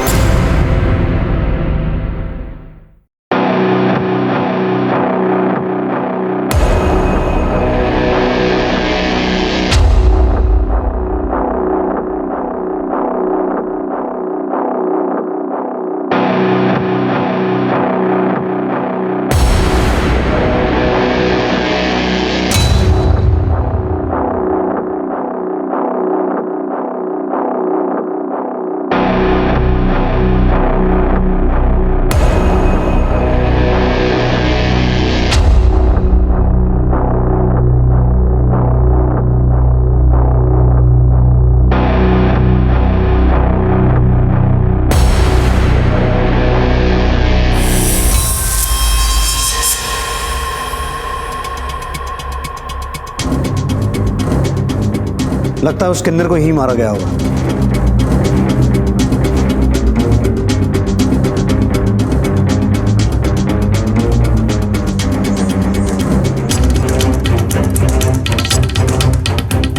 सर घर में कोई और बॉडी नहीं मिली है और ना ही कोई और ब्लड स्टैंड। लेकिन घर की हालत देख के लगता है यहाँ कोई और कांड भी हुआ है। पता करो इस घर का मालिक कौन है। माँ, दादा ने बोला कि अगर मैंने उनकी बात नहीं मानी तो वो ट्रेन के आगे कूद जाएंगे और मैं दादा को मरते नहीं देख सकती, इसीलिए तूने उसकी टांगें तोड़ दी।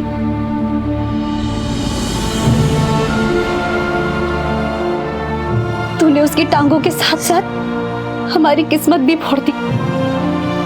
अरे तेरा बाबा जैसा भी था, उसकी कमाई से कम हमारा पेट तो भर रहा था। अब मैं क्या करूंगी, कैसे घर चलाऊंगी? माँ, मत रोना। अब तेरा दादा बिना दवा दारू के मर जाएगा और मैं रो रो के मर जाऊंगी। मैं काम करूंगी, मैं पैसा कमाऊंगी, तू रो मत, तू रो मत।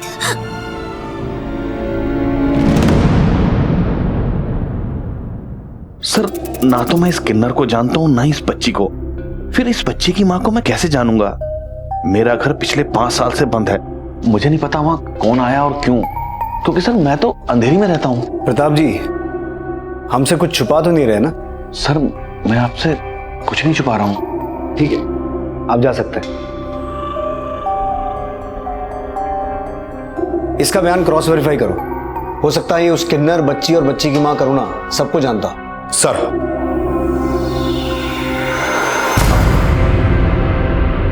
मंजू, सुना है तूने अपने पति को जेल करवा दिया? क्यों रे, तुझे जेल करवाई है जो तुझे मिर्ची लग रही है? मिर्ची तो तू है, मेरा मतलब तेरी जुबान बड़ी तीखी है। करुणा, चल। ए मंजू, देख बच्चे जवान हो रहे हैं, कब तक दूसरों के कचरे से सड़ा गला अनाज बीनकर पेट भरेगी? जो किस्मत में होगा सह लेंगे। अगर तू चाहेगी तो किस्मत बदल भी सकती है तेरी। सर, मैंने बंगलों के मालिक के कॉल रिकॉर्ड और उसकी अलीबाई चेक की। वो हत्या वाली रात ही नहीं बल्कि कई महीनों से बसा ही नहीं आया। हो सकता है उसने अपना वो बंगलो अपने किसी दोस्त या रिश्तेदार को इस्तेमाल करने के लिए दिया हो। सर, उसके कॉल रिकॉर्ड में ऐसा कोई सस्पिशियस नंबर सामने नहीं आया। वो एक रेपुटेड बिजनेसमैन है, ज्यादातर इंडिया से बाहर रहता है और उसका बैकग्राउंड भी काफी क्लीन है। सर, अगर उसका बैकग्राउंड क्लीन है तो ऐसा कौन हो सकता है जो उसके घर को क्राइम के लिए इस्तेमाल करे? अच्छा कामले, बच्ची की माँ और किन्नर की पहचान की कोई लीड मिली? नहीं सर, न उस बच्ची की कोई मिसिंग कंप्लेंट है और न ही उस किन्नर की, लेकिन आसपास के किन्नरों से पूछताछ चल रही है, शायद कोई लीड मिले। एक तरफ पुलिस पिछले दिनों हुई सभी मिसिंग कंप्लेंट्स को स्कैन कर रही थी, पारुल की मां करुणा को आइडेंटिफाई करने की कोशिश कर रही थी, और दूसरी तरफ उस किन्नर की पहचान के प्रयास भी जारी थे कि तभी उस किन्नर से जुड़ी एक जानकारी सामने आई। नहीं साहब, यह हमारे इलाके का तो नहीं साहब, लेकिन इसको 2-3 दिन पहले मैंने यहाँ ही देखा था। यार खाली 10 रुपया ही तो मांग रही है, सलमान की तरह बॉडी है और 10 रुपया भी नहीं दे रहा है। दादा, बंगला नंबर 27 मेहता वाला किधर पड़ेगा? वो उधर। और ये बच्ची भी थी क्या इसके साथ? नहीं साहब, इसके साथ कोई भी नहीं था। अगर ये किन्नर मेहता विला का एड्रेस पूछ रहा था तो इसका मतलब ये हुआ कि ये वहां अपनी मर्जी से गया था, लेकिन इसका कत्ल भी मेहता विला में ही हुआ और इसका खून बच्ची के कपड़ों में मिला। अगर बच्ची वहां थी तो क्या उस वक्त उसकी मां भी वहां थी? और अगर नहीं तो अभी तक उसकी मां ने अपनी बच्ची की मिसिंग कंप्लेंट क्यों नहीं लिखवाई? कामले, उस रात मेहता विला में जो भी हुआ उसकी इकलौती विटनेस ही बच्ची है। हमें किसी भी तरह इस बच्ची को कॉन्फिडेंस में लेना होगा, क्योंकि इस बच्ची का बयान ही हमें इस केस में कोई ना कोई लीड देगा।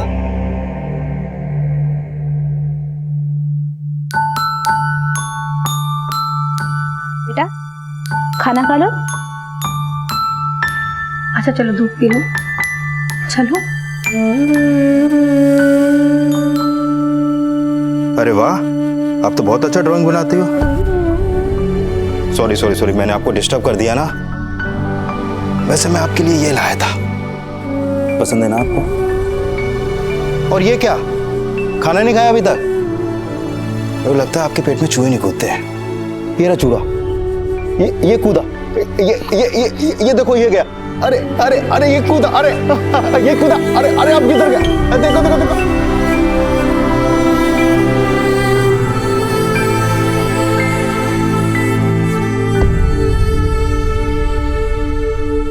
अपनी फोटो की भी गाड़ रही है, ऊपर से अपना नाक भी पकौड़ा बना दिया।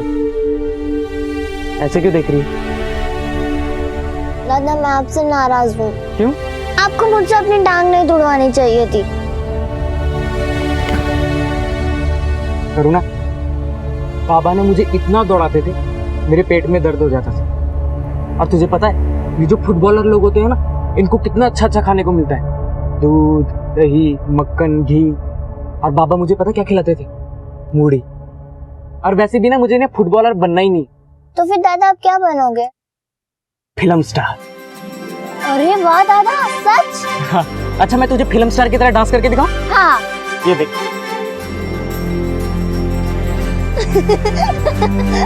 दादा मस्त, दादा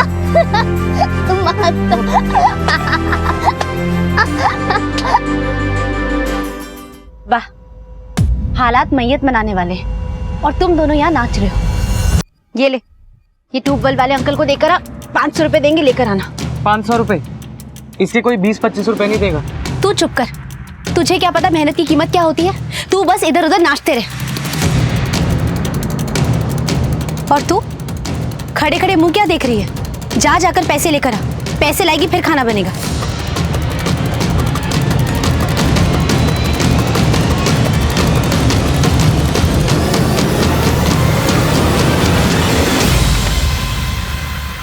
क्या बात है बेटा, आपने तो 2 दिन में इतने सारे स्केच बना दिए।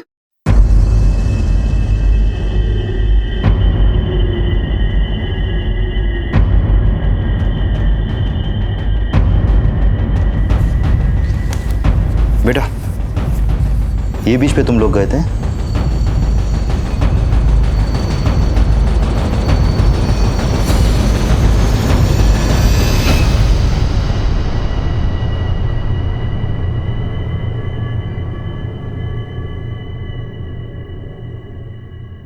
अरे आ गई तू?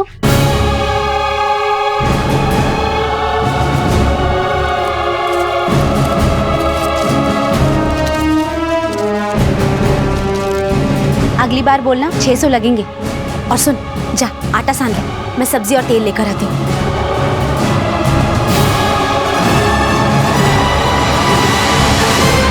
करुणा देख, मैं तेरा चेहरा सुधार दी। अरे तुम तो सच में अपना चेहरा बिगाड़ लिया। क्या हुआ? करुणा, करुणा तू ठीक तो है ना? दादा मुझे जाने दो दादा। क्यों? तेरी माँ ने तुझे नहीं बताया कि तुझे 500 रुपए क्यों मिलेंगे? हैं? दादा हम गंदे हो गए, हम गंदे हो गए।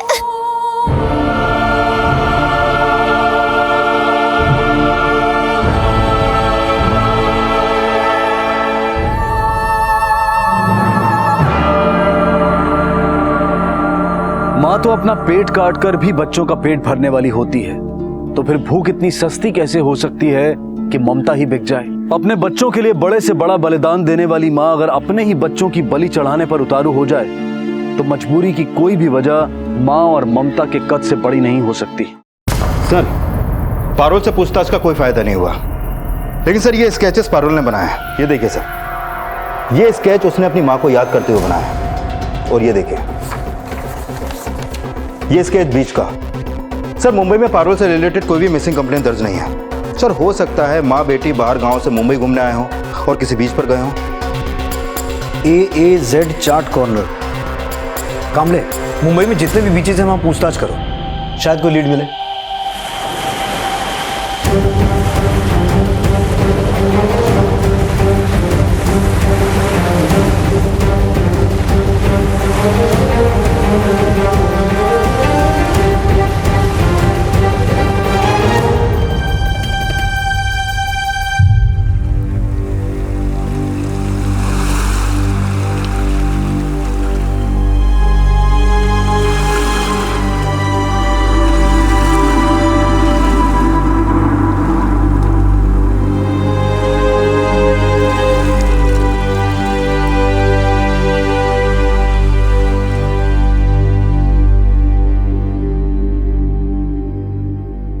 साहब इस बच्ची और इसकी माँ ने यहाँ पे चाट खाई थी साहब।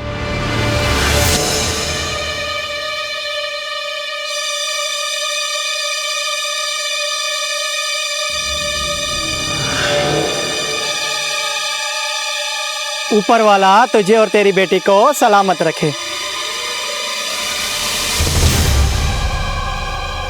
साहब उस औरत ने बाकी किन्नरों को पैसे दिए थे और यहाँ पर भेल भी खिलाई थी साहब। उन किन्नरों में से ये भी एक थी? साहब इतना तो मुझे याद नहीं है, लेकिन उसकी माँ उस बच्ची को मैं अच्छी तरह से देखा था साहब। उसकी माँ का स्केच बनवा सकते हो तो? जी साहब।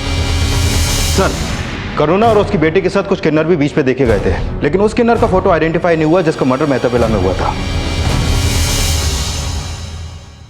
अपनी ममता का सौदा कर लिया? क्या तुम्हारी भूख करुणा के आंसुओं से सस्ती है? मैंने जो किया अपने अकेले के लिए नहीं किया। तुम दोनों को मैं भूख सा मरता हुआ नहीं देख सकती थी। मेरी ममता मजबूर जरूर थी, लेकिन मेरी आत्मा जानती है कि मैं करुणा से कितना प्यार करती हूँ। प्यार करती हो ना तुम? तो ठीक है, आज के बाद करुणा को तुम वहां नहीं भेजोगी। अपने बाप की तरह धमकी मत दे मुझे। अब से मुझे जो ठीक लगेगा मैं वही करूंगी। अपनी बहन की इतनी फिक्र है ना, तो जाके 2 पैसे कमा कर ला और फिर मुझसे बात करना, समझा ना?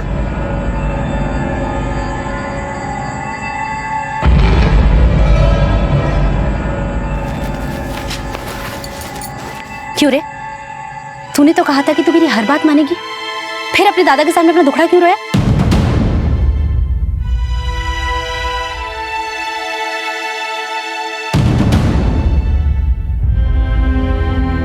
तू क्या सोचती है कि ये सब करके मेरी आत्मा नहीं पसीजी होगी? लेकिन मैंने अपने आंसू पी लिए और तुझे भी अपने आंसू पीने होंगे। और अगर तेरे मन में कोई और बात है तो बोल दे, मैं मान लूंगी कि बेटे और पति की तरह तूने भी मुझे पराया कर दिया।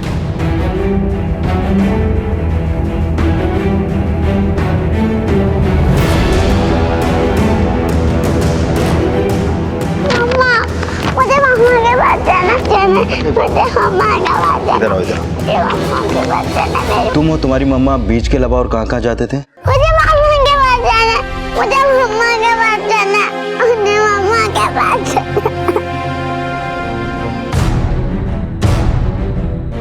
करुणा और उसकी बेटी 7 दिसंबर की शाम 5 बजे गुराई बीच पे थे और उसी रात लगभग 7 बजे इस किन्नर को वसई में मेहता विला का एड्रेस पूछते हुए देखा गया और मेहता विला में ही इसका मर्डर हुआ। और उसी रात करुणा की बच्ची पारुल वसई एरिया में ही हमें मिली और उसके कपड़ों पर इस किन्नर का खून था, लेकिन इसकी मां नहीं थी। इन सभी घटनाओं का आपस में कोई ना कोई लिंक तो जरूर है जिसकी कड़ियां हमें जोड़नी है, और इन कड़ियों को जोड़ने के लिए करुणा का मिलना बहुत जरूरी है। गोराई बीच से वसई जाने के लिए मीरा भाईंदर होते हुए वेस्टर्न एक्सप्रेस हाईवे से भी जाया जा सकता है, या फिर गोराई से बोरीवली या फिर भाईंदर स्टेशन होते हुए ट्रेन के थ्रू भी जा सकते हैं। पता लगाने की कोशिश करो कि करुणा की बेटी गोराई से वसई कैसे पहुंची। वो अपनी मां के साथ ही थी या कहानी कुछ और है? सर,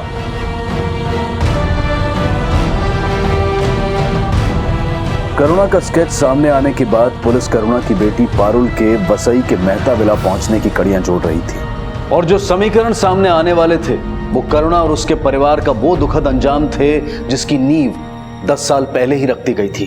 रोटी और पैसों का पेड़ उगाने के सपने देखने वाले बच्चों ने क्या तब इस आने वाली हकीकत की कल्पना भी की होगी?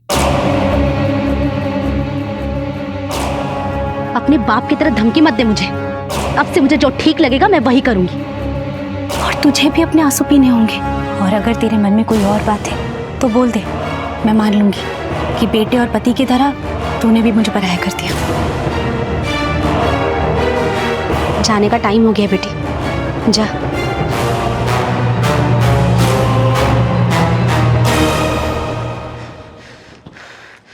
मैं करुणा के साथ कुछ गलत नहीं होने दूंगा, भले ही मां से नाता तोड़ना पड़े।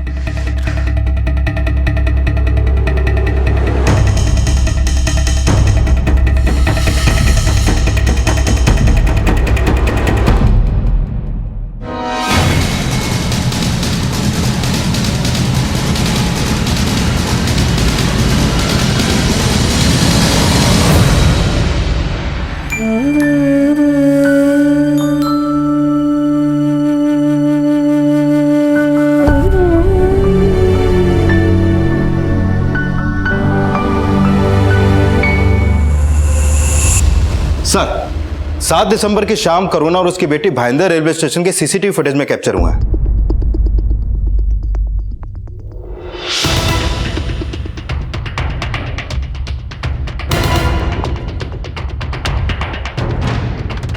करुणा ने भाईंदर से वसई का टिकट निकाला और 6:45 बजे उन दोनों को वसई रेलवे स्टेशन से बाहर निकलते हुए देखा गया। मेहता विला के आसपास दोबारा पूछताछ करो। करुणा की बेटी को तो किसी ने आइडेंटिफाई नहीं किया। हो सकता है करुणा को पहचानने वाला कोई ना कोई सामने आए। सर,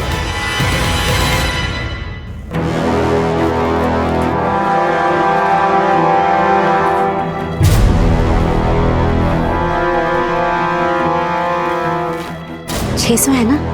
माँ, दादा कहाँ है? अब तेरा दादा मेरे काबू में रहता ही कहाँ है? कहीं अपने दोस्तों के साथ आवारागर्दी कर रहा होगा। वो वापस आए या ना आए,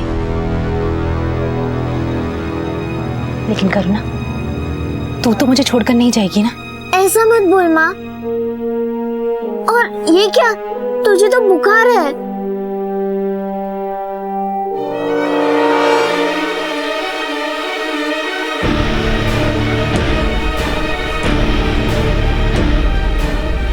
मर्द कभी औरतों की कदर नहीं करते। तेरा बाबा हो या दादा, सबकी फितरत एक जैसी होती है। उन्हें ना तेरी फिक्र थी ना मेरी। लेकिन करुणा, हम दोनों एक दूसरे का सहारा बनेंगे, है ना?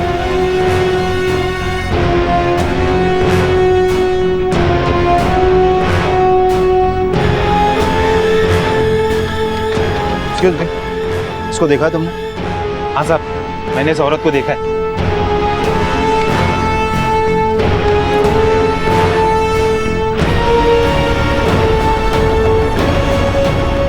साहब, मुझे इस औरत का चेहरा याद, क्योंकि हमारी भाषा में किसी से फोन पे बात कर रही थी साहब। मैं मुंबई में हूँ। अच्छा ठीक है, मैं 2 घंटे में तुम्हारे पास आती हूँ और पारुल मेरे साथ में है। हाँ ठीक है, আমি 2 ঘন্টার পরে তোমার কাছে আসবো। हाँ ठीक है। फिर साहब वो अपनी बच्ची को यहाँ छोड़ के चली गई। बोली मैं थोड़ी देर में आऊंगी और बच्ची को लेके जाऊंगी। दादा सुनो ना, আমি মেয়েকে এখানেই ছেড়ে যাচ্ছি। आधे घंटे में आके ले जाऊंगी। आप प्लीज इसको देख लेना ना एक बारी। कोई बात नहीं, आप जाइए। अच्छा बेटा, मैं थोड़ी देर में आती हूँ। आप यहाँ से कहीं मत जाना, ठीक है? ठीक है मम्मी। साहब थोड़ी देर के बाद मैं पास की फैक्ट्री में चाय लेके गया। बेटा मैं चाय दे गया था, अब यहीं बैठना है। और जब वापस लौट के आया तो सब बच्ची नहीं थी। मुझे ऐसा लगा कि वो आई होगी और अपने बच्ची को लेके गई होगी। साहब वो तुम्हारे उधर की थी तो कुछ बताया उसने? कहाँ की रहने वाली है, कहाँ से आई है? साहब इतना बात नहीं हुआ। यहाँ से कहाँ का जाने का बोल के गई थी? मेहता विला? साहब कुछ बोला नहीं उसने, बस इतना बोला कि मैं थोड़ी देर में आऊंगी और बच्ची को लेके जाऊंगी। उस वक्त इसे देखा था यहाँ?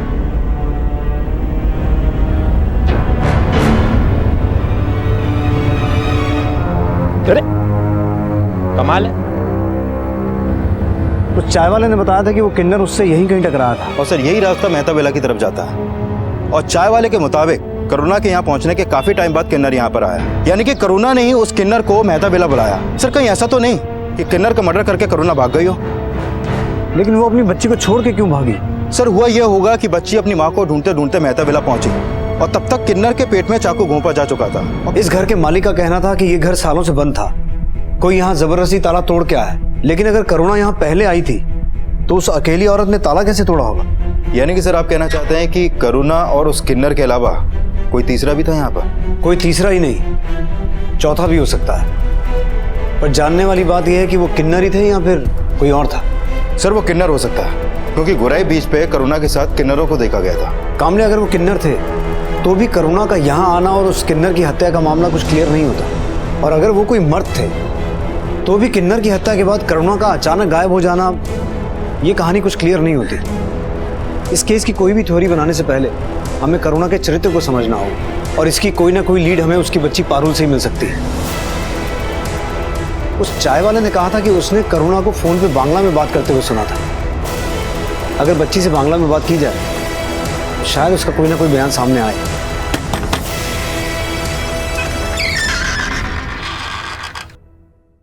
अच्छा 1000 लगेगा।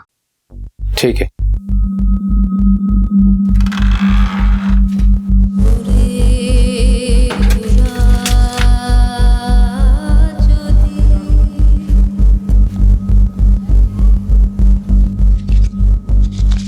माँ, दादा है?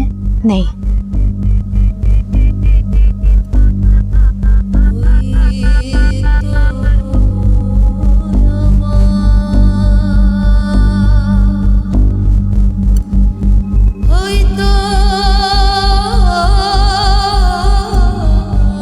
आपकी बेटी पेट से है। जानती हूँ, बच्चा गिरा दो।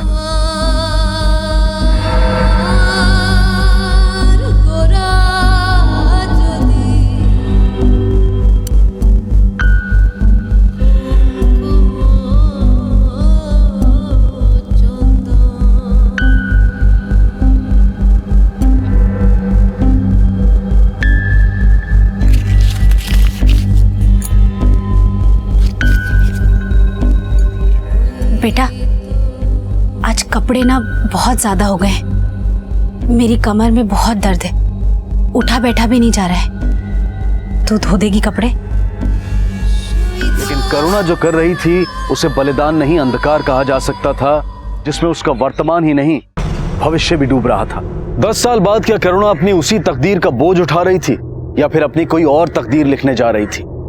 पुलिस के लिए करुणा अब सिर्फ एक गुमशुदा मां नहीं थी, बल्कि उसे एक फरार अपराधी भी समझा जा रहा था। अब सवाल करुणा की ममता पर भी उठ रहे थे। क्या करुणा एक अपराधी थी या फिर एक पीड़ित? अच्छा बेटा, ये बताओ तुम्हार बाड़ी कोथाय, तुम कहाँ रहती हो? हमार बाड़ी खूब सुंदर। अरे वाह, तुम्हार बाड़ी खूब सुंदर।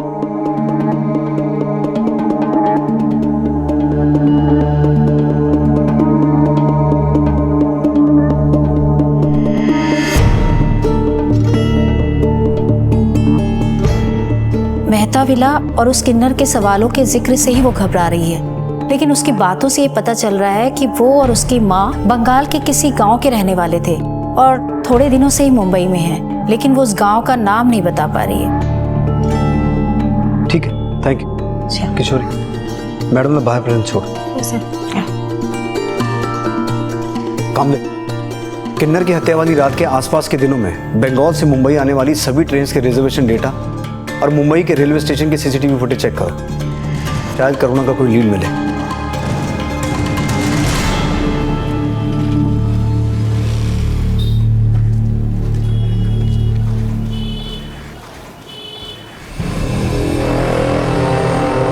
दादा, दादा,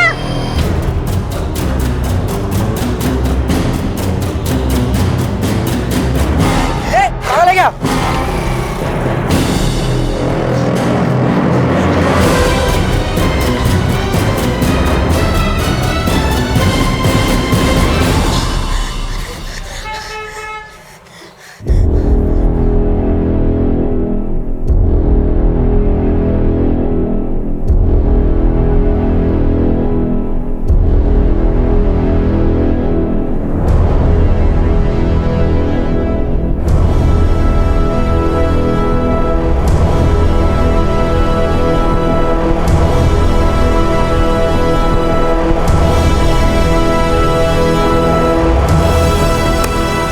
सर 7 दिसंबर की सुबह ये किन्नर गुवाहाटी एक्सप्रेस से कुल्ला स्टेशन पे उतरा था, लेकिन सर वेस्ट बंगाल से आने वाली ट्रेन के रिजर्वेशन डेटा में करुणा का कोई क्लू नहीं मिला।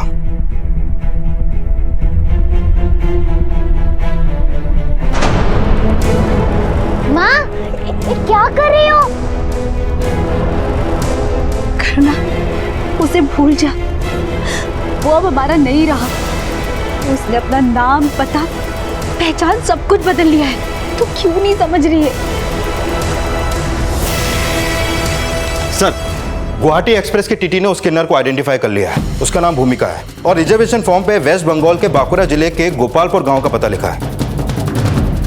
आखिरकार पुलिस उस किन्नर की पहचान करने में कामयाब हो गई और रेलवे रिजर्वेशन फॉर्म पर लिखे पते पर पश्चिम बंगाल में उसके गांव गोपालपुर पहुंची।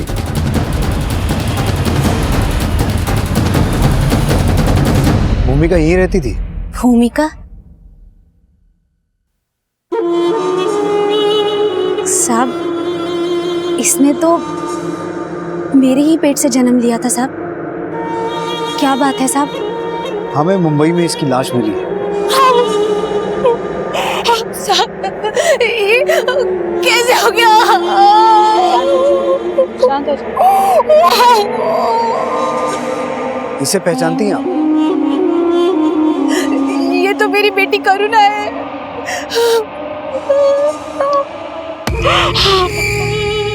किशोरी,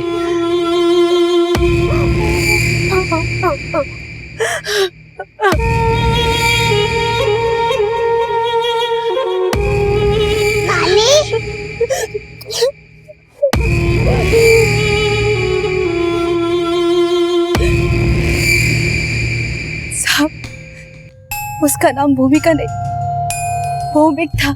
भौमिक बचपन से ही किन्नर था? नहीं साहब, लेकिन एक दिन अचानक घर से भाग गया। बाद में पता चला कि किन्नरों की बस्ती में रह रहा है। और करुणा, अगर उसने आपसे कोई संपर्क नहीं किया तो इस छोटी सी बच्ची को अनजान शहर में छोड़ के कहाँ गायब हो गई हो? साहब, करुणा ने भी मुझे पराया कर दिया। बेटा, पति, बेटी सब मुझे अकेला छोड़कर अपनी दुनिया में मस्त हो गए। किसी को मेरी कोई फिक्र नहीं।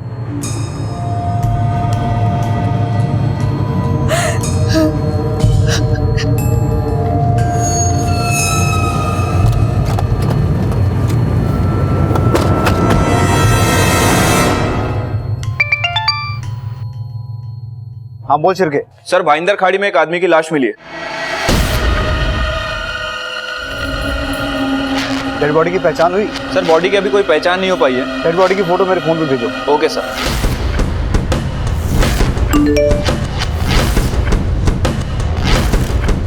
एक और मर्डर, करुणा से लिंक। सर, कहीं इस आदमी के मर्डर में भी करुणा का हाथ तो नहीं? करुणा का गायब होना सवाल तो कई खड़े कर रहा है। अब जानना ये है कि इसकी असल शख्सियत क्या है। तेरे माँ के ना ज्यादा पर निकल आए हैं। मेरी प्यारी सी नवासी को छोड़कर पता नहीं कहाँ चली गई। वो बिल्कुल बचपन में तेरे जैसी थी, इतनी ही भोली, इतनी ही प्यारी। जो मैं कह देती वही वो करती। तू बनेगी ना उसकी तरह? हाँ नानी। आज से तू सिर्फ मेरी है, सिर्फ मेरी, मेरी छोटी करुणा।